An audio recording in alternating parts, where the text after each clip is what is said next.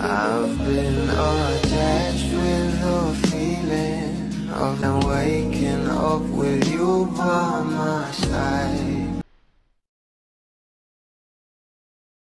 Umani nga agad na maraming komento ang post na ito na kung saan ay nag-photoshoot na nga ang ating Bel Mariano para sa kanyang endorsement at kung saan ay talaga namang pinag-usapan na nga rin ang for the practice na ng ating Donnie dahil nalalapit na nga ang exhibition game nito sa Davao. Pero dahil na rin sa post na ito patungkol sa ating couple ay may napansin nga ang mga bula na kahit nga hindi sila magkasama ay for the machi-machi pa rin sila at ayon nga dito di din patalo tong jowa